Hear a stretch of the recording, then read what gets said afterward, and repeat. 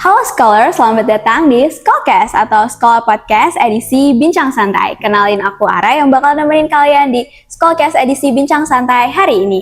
Hari ini spesial banget nih, karena aku nggak sendirian, aku bareng sama guest speaker kita yang keren dan kece banget. Yang bakal sharing pengalamannya tentang gimana sih caranya mengatur waktu dengan baik dan seru, tapi tetap sehat. Kita sambut aja Jonathan. Halo, aku Jonathan, kenalin. Nah, halo Jonathan, gimana nih kabarnya hari ini? Puji Tuhan, baik sih, sehat-sehat. Oke, mungkin kita bisa langsung aja ngobrol-ngobrol bareng sama Jonathan. Oke, Jonathan, aku bakal mulai dari pertanyaan yang mungkin bakal bikin banyak orang mikir. Nah, kapan sih pertama kali kamu tuh ngerasa kalau misalnya time management tuh penting banget? Kayak ada nggak sih satu momen yang bikin kamu ngerasa kalau ternyata mengatur waktu tuh sepenting itu? Pertama kali ya, kalau pertama kali mungkin kayaknya pas SMA kali ya. Soalnya kan kayak mungkin pas STK, SD, SMP kita kan masih diatur sama orang tua kan. Kayak misalnya disuruh makan nih, atau disuruh bantu mama, atau suruh ngapain kan pasti kan kayak ya kita diatur sama mereka. Iya, kalau masih SMA, nurut lah. Kalau pas SMA kan kayak kita lebih menemukan kebebasan, kita juga Udah misalnya bisa apa-apa sendiri lah. kita kalau misalnya waktu sekolah kan kan ada tuh ekstrakurikuler atau misalnya ada kegiatan klub segala macam, ya kita bisa bebas milih mau misalnya aku mau ikut OSIS atau segala macam, itu kan pasti ada konsekuensinya kan. Kayak misalnya aku ikut banyak hal nih, aku banyak kegiatan, aku banyak ikut kepanitiaan ABC, pastinya kan waktu aku di rumah atau waktu aku misalnya istirahat segala macam pasti lebih kurang, lebih sedikit. Jadi aku merasakan lebih banyak ini deh, kayaknya kalau masalah balance ini time management kayaknya pas SMA sih. Kalau boleh tahu tuh pas SMA kamu tuh ikut apa aja sih? Kalau SMA dulu yang terkenalnya di sekolah aku agak FOMO dikit kan, jadi aku ikutnya terkenal juga. Aku waktu itu ikut ada namanya Karya Ilmiah Remaja, itu di sekolah mungkin pernah ada juga, pernah dengar gitu. Kalau di sekolah aku nggak ada sih, soalnya kalau sekolah aku tuh kan swasta. Tapi kalau teman-teman aku banyak sih yang ikut kayak KIR ya. Iya, KIR.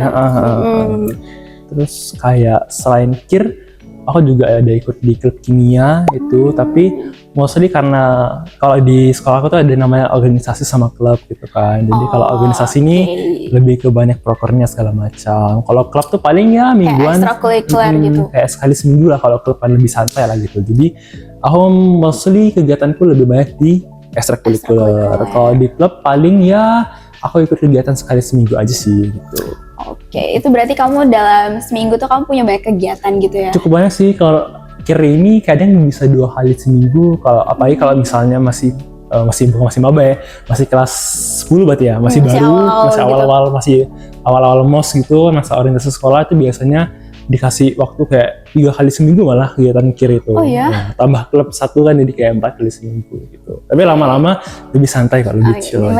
Jadi makanya time management tuh penting banget ya, karena jadwal kamu nih padet banget. Betul banget kan? Dari SMA kayak padet banget, pusing ya. Kalau misalnya kamu balik ke masa kecil atau remaja nih, ada nggak sih kebiasaan yang awalnya tuh kamu anggap sepele, tapi setelah kamu pikir-pikir sekarang ternyata itu tuh sebenarnya penting buat bikin hidup kamu jadi lebih teratur dan lebih rapi gitu? Kalau misalnya ya, kalau masa kecil mungkin aku merasa ada sih. Aku kayaknya dulu sempat disuruh menabung kan sama orang tua aku. Jadi ceritanya dulu tuh aku tuh pengen beli PS kan. Dulu kan waktu zaman-zamannya PS3 nggak sih? Aku PS2 sih. Itu kayaknya masih umur, aku masih kelas SD. Masih 8 tahun, kayak mungkin SD kelas 2, kelas 1 gitu. Jadi itu zaman-zaman PS kan. Terus aku tuh kayak pengen dibeliin PS gitu. Terus sama orang tua aku, sama papaku sih, aku tuh dikasih celengan. Nah, aku tuh nggak paham. Kayak aku masih dulu kan kayak masih kecil kan. Gitu. Aku dikasih celengan terus kayak, ini ya kamu nabung di sini. Aku kayak tanya, nabung tuh kayak mana? Nabung tuh artinya kamu mensisihkan duitmu segala macam. Terus kamu kasih ke celengannya, nanti bakal banyak gitu kan. Nah, aku bilang kayaknya bakal lama gitu kan. Tapi karena waktu itu aku pengen banget nih beli PS2 kalau salah tuh, jadi aku nabung aja. Karena aku nggak tahu nih, aku butuh berapa tuh aku nggak paham. Tapi udah aku nabung aja.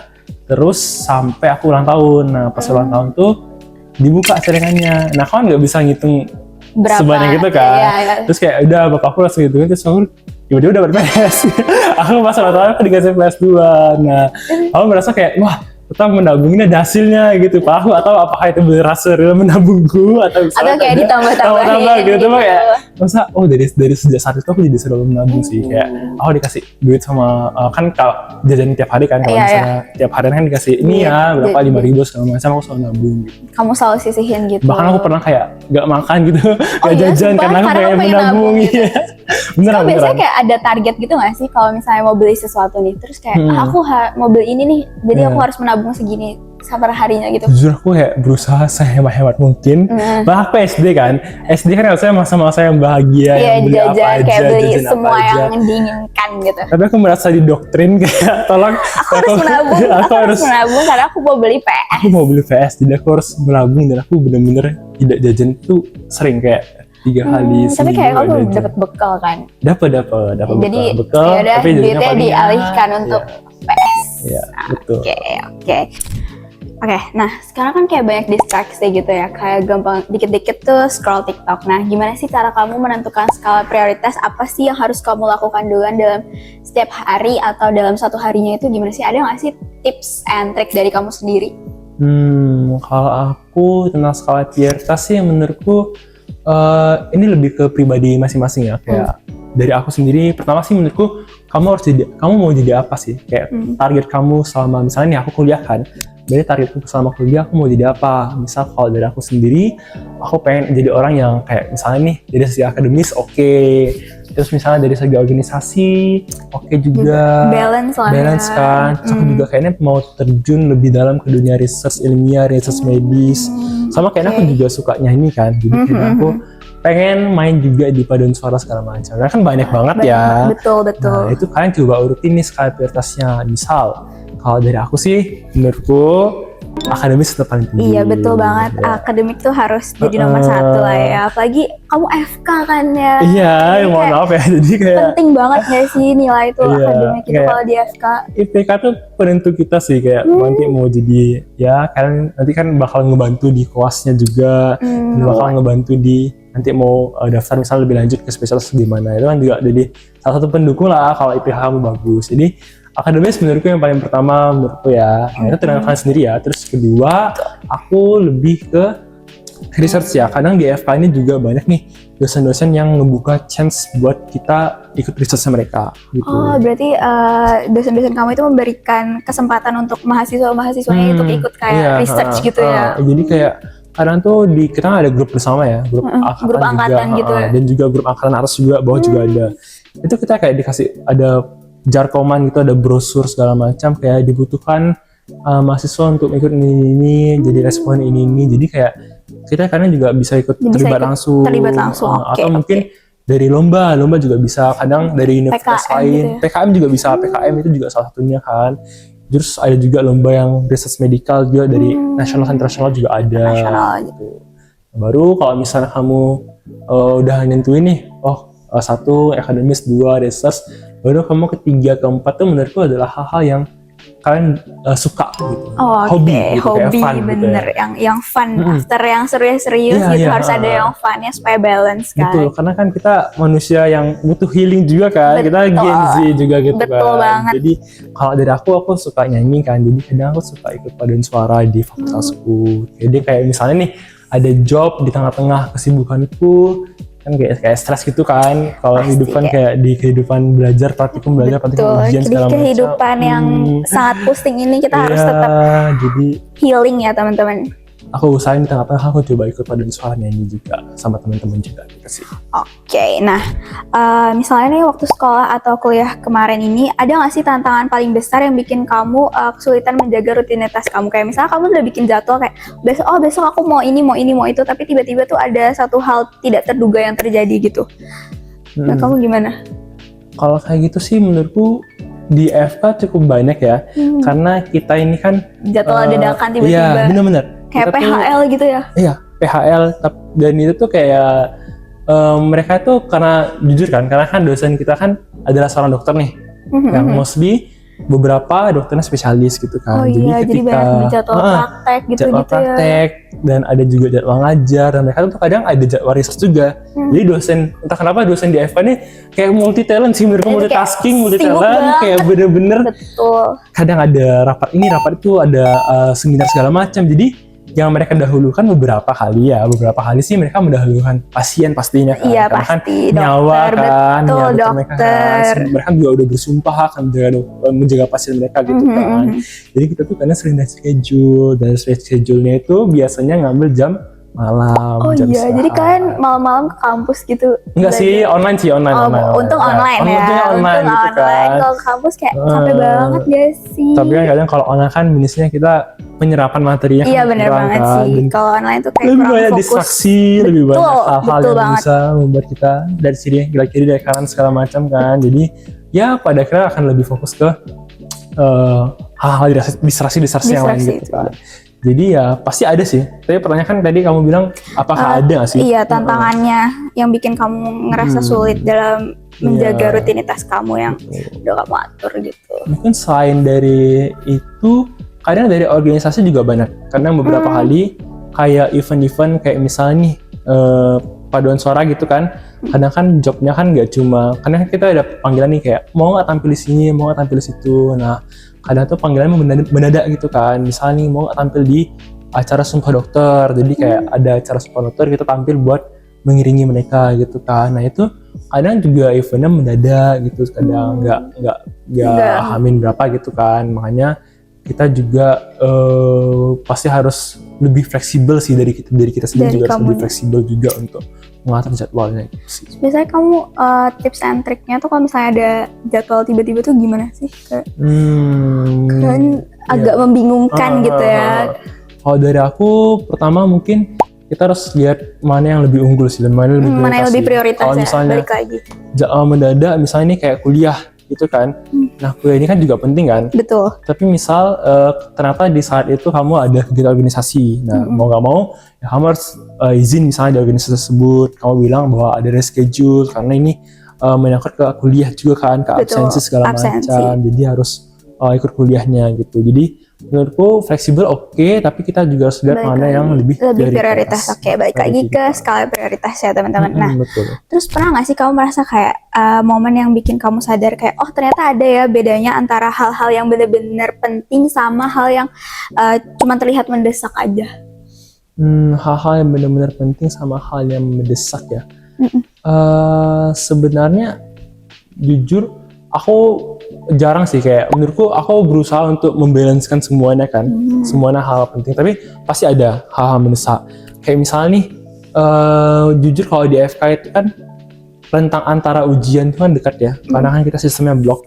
Jadi kita kan ujian terus gitu ya? Iya, kita nggak ada kayak ujian tengah semester, ujian akhir semester nggak ada. Kita benar-benar per blok, jadi per masing-masing blok ada ujian tengah blok, ada ujian akhir blok, terus ada selanjutnya segala macam gitu kan.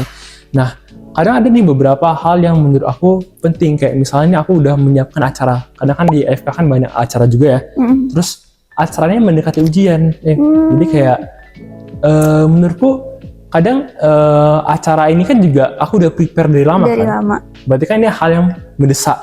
Tapi ujian juga penting. Betul. Gitu kan. Ya itu adalah menurutku hal yang wajar aja sih di FK, karena kamu akan terus bertemu hal-hal seperti itu di FK.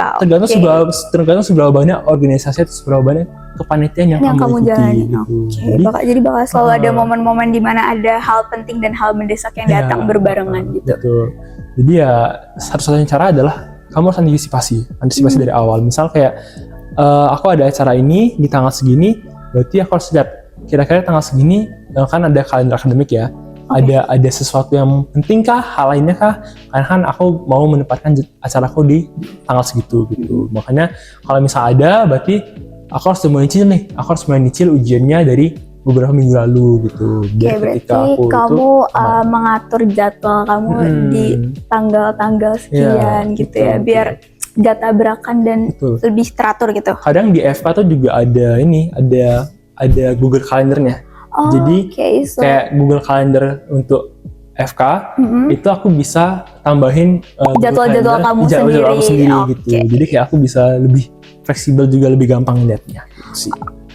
Terus ini mungkin pernah nggak sih kamu ngerasa gagal gitu dalam mengatur waktu, kayak everything messed up gitu, jadi kayak berantakan, terus jadi jadwal kamu tuh jadi padat gitu. Iya, iya. Terus tapi dari momen itu tuh kamu jadi sadar dan jadi bisa lebih baik lagi lah dengan, jadi kamu bisa belajar lah kayak karena jadwalnya tabrakan, terus kamu jadi tahu gimana sih caranya mengatur jadwal biar nggak tabrakan lagi gitu. Pernah banget. Jadi kalau dari aku sendiri kan waktu kita semester 1 itu kan kayak lebih santai kan. Santai, PDB kan, belum ada matkul prodi. Mata kuliahnya mata kuliah masih umum, mata kuliah kayak umum. komunikasi, pengembangan diri segala macam kan kayak yang lebih rileks gitu kan. Terus ketika semester 2 jeng gitu kayak bener-bener FK kayak Padat ngasih banget ya. materi yang wow, yang kayak 1 kali jam pelajaran itu kayak materinya slide-nya tuh bisa 100 kan. Sumpah 100 pp, 100 slide. Dalam sejam gitu. Wow. Jadi kayak aku berasa agak shock, dan pastinya mungkin aku merasa karena aku dulu anak olimpiade gitu kan, jadi aku merasa aku lebih ya harusnya bisa lah gitu kan, harusnya ya gampang lah, bisa aku olimpiade aja mengatur bisa, waktu. masa ini nggak bisa gitu kan. Aku sempet punya jiwa-jiwa Pikiran seperti seperti itu itu. kan, yang ternyata lewat semester 2 itu kayak aku dikejar-kejar sama Berbagai ujian dan praktikum tugas. segala macam. Jadi kayak ya aku merasa gagal sih, jujur aku merasa gagal karena aku tidak mengantisipasi dengan baik. Aku terlalu meremehkan semester 2 karena aku merasa kayaknya aku bisa-bisa aja belajar terus kayak langsung bisa gitu kan. Malah ternyata butuh waktu buat, kalau di FK kan banyak buku ya, ada buku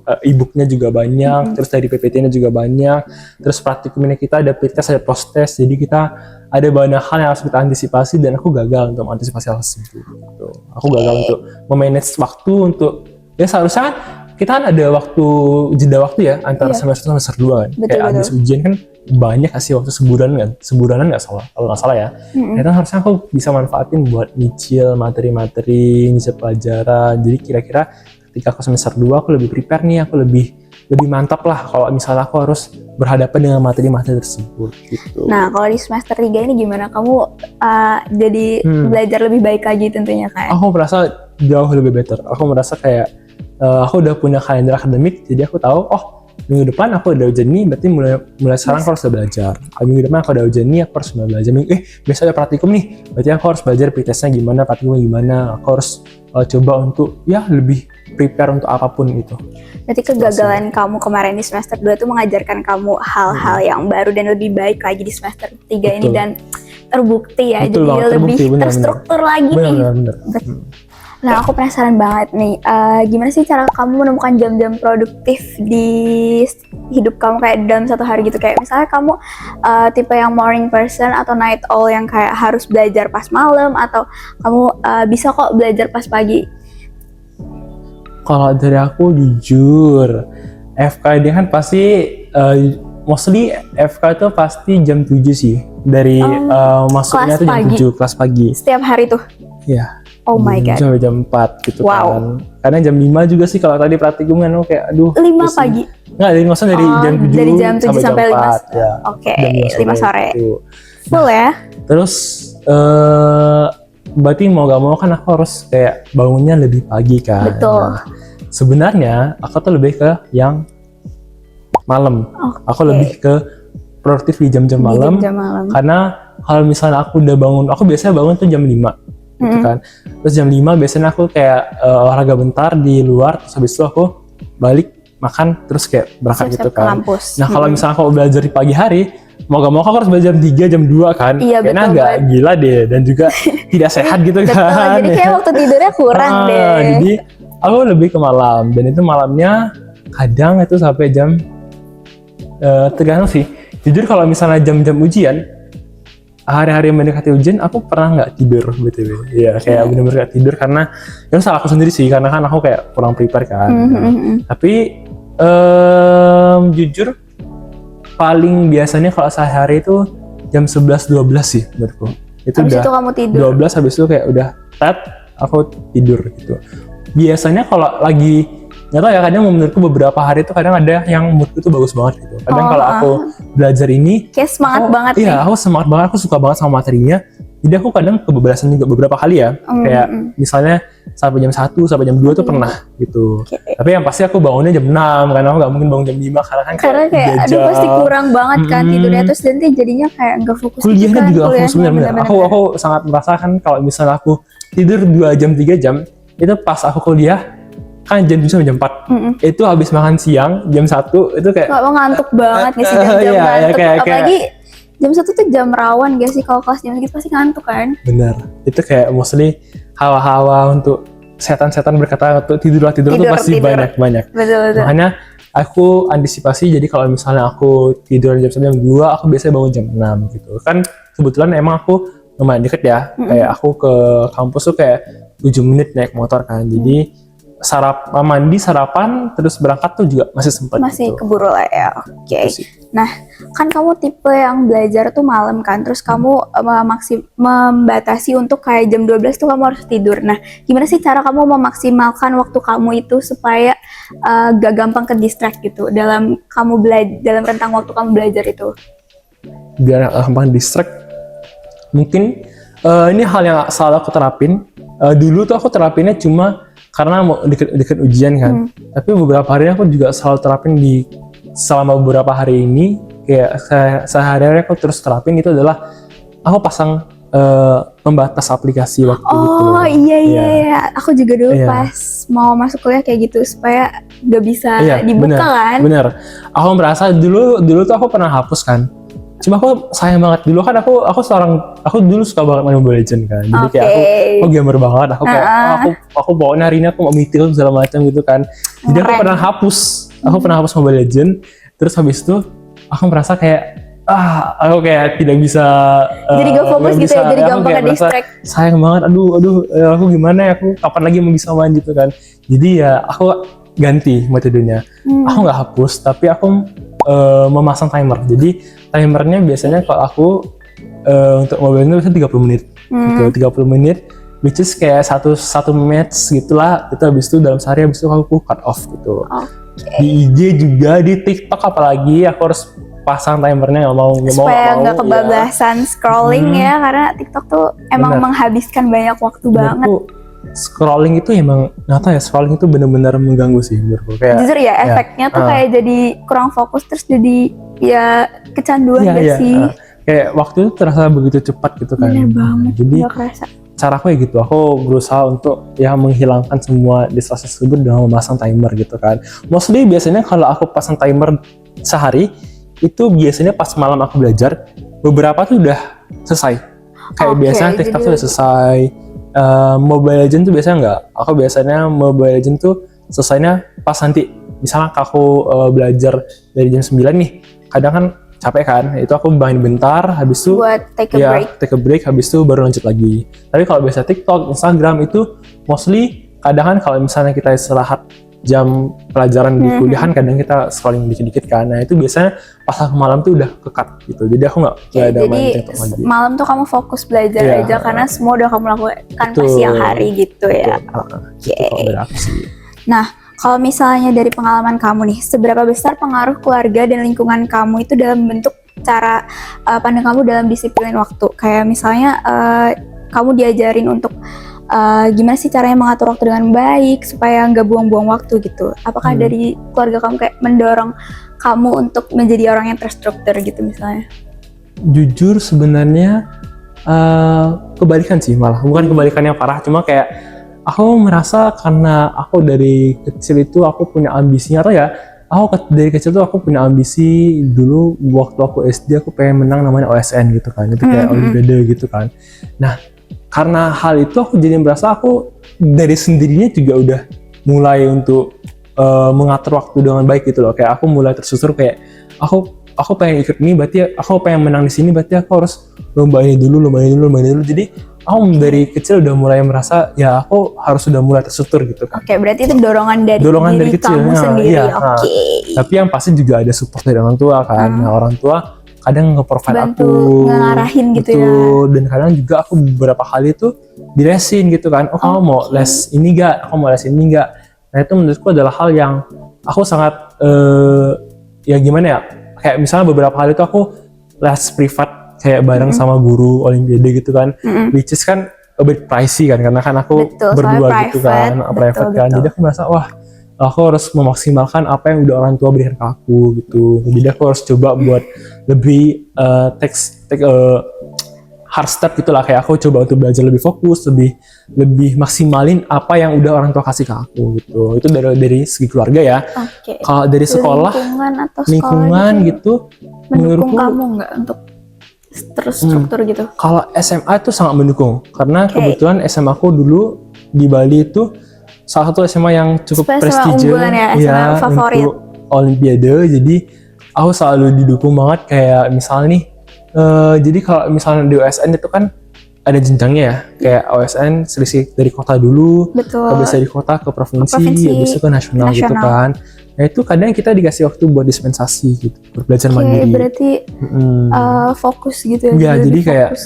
kita biasanya kan kalau misalnya materi pelajaran sekolah kan banyak kan, mata pelajaran sekolah, jadi itu kita dikasih waktu buat dispen, jadi kita lebih fokus di sana. Kayak misal dulu tuh sistem aku kalau di tingkat kota itu biasanya aku dikasih dispen 2 minggu, jadi 2 minggu belajar mandiri. Nah, terus nanti dari OSK ke OSP misalnya lolos nih, ketika provinsi aku dikasih 3 minggu, kalau ke nasional baru dikasih 4 minggu atau sebulan full buat kamu fokus. Dan itu gak cuma dispen, aku kadang ditawarin juga Mau ikut, diajarin gitu. ya mau ikut pelatihan gak, ini ada pelatihan dari lembaga A, ini di tengah olimpiade apa gitu kan, nanti kamu diajarin dari mereka, kamu mau atau enggak gitu. Berarti Jadi, mereka mendukung banget bener, ya, dan bener kamu banget. jadi bisa mempersiapkan dengan matang gitu. Ya, aku merasa kayak mungkin jika aku nggak di sekolah itu, aku mungkin Gak akan terstruktur itu. aku gak mungkin akan- termotivasi.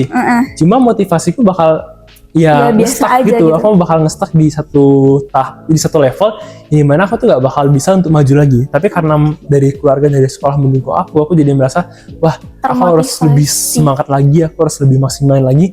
Jadi aku bisa take another step gitu loh, another level lah.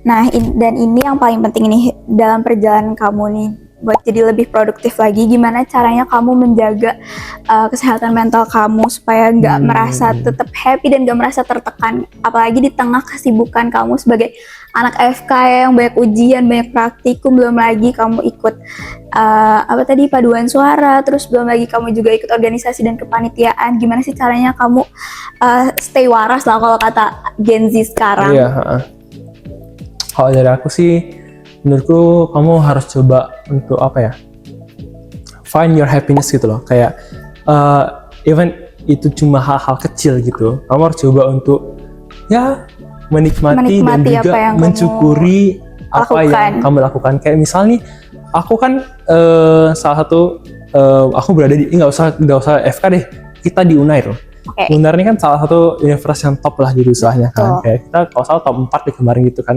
Ya kita masuk ke sini udah suatu keberuntungan, kita masuk ke sini udah hal yang sebenarnya harus aku syukuri, sebenarnya harus kita syukuri. Kayak apakah orang lain di luar sana bisa berkesempatan untuk dapat di kesempatan Unair? yang sama kayak kita. Dan jangan kan Unair nih, kuliah. Apakah Betul orang di luar banget. sana punya kesempatan buat Kayak kuliah? gak semua orang punya kesempatan yang sama Betul. untuk kuliah, dan kita bisa kuliah itu suatu hal yang patut dibanggakan dan disyukuri banget. Iya, kayak ini kita di sini adalah suatu rasa syukur harus kita berikan Iya, lagi. Kita orang-orang harus terpilih bilang, gitu ya. betul. Jadi ya menurutku dari hal-hal sekecil itu kita jadi merasa bahwa hidup ini ya memang harus kita jalani dengan bahagia. Kamu harus bahagia dengan hidup kamu sekarang. Kamu harus walaupun emang akan ada banyak hal-hal berat yang akan terjadi lah, pasti ada rintangan, ada tantangan segala macam apapun.